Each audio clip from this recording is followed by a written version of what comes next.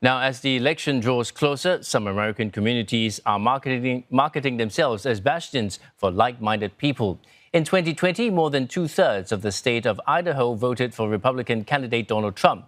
Now, some real estate agents are selling it to conservatives as a place to move if they're looking for others to share their political and ideological viewpoint. Nick Harper visited Idaho to find out more.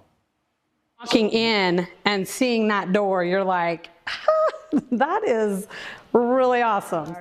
A new home in a new state.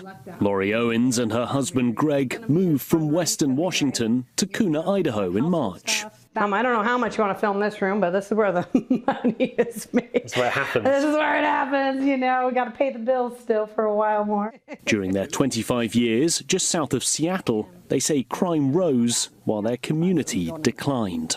That whole lifestyle where everybody's helping one another, everybody's involved, just deteriorated super fast. The environment changed. It kind of went from more of a conservative little city to a lot of people moving in from different states that were bringing other politics that we didn't enjoy, which increased taxes.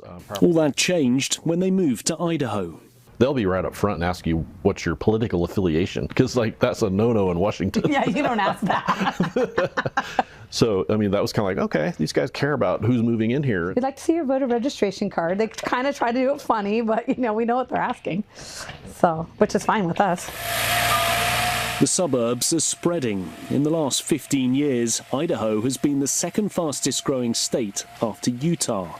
14% of newcomers are Democrats, but 47% are Republican. That figure up 11% in just the last 2 years.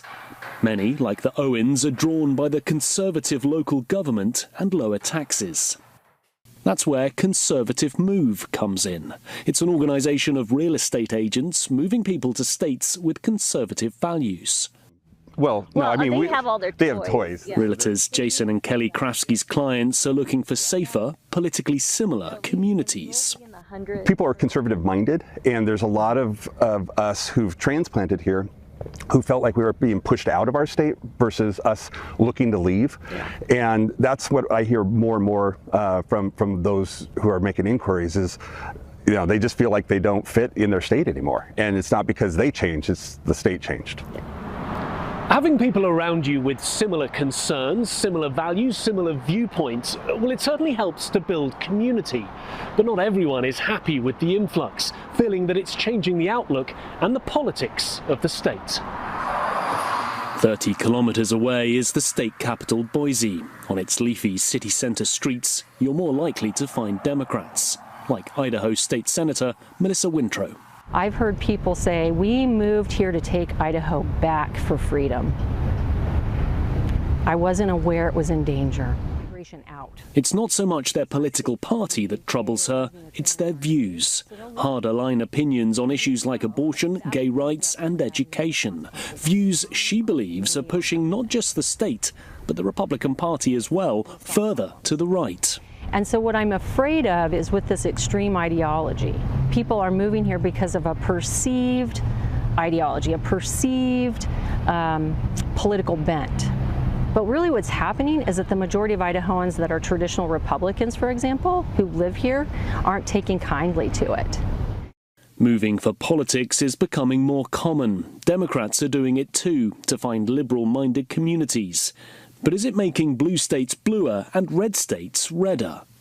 I don't really see it as polarization. I see it as, you know, you want to be with people who are like-minded and not have to worry about stuff.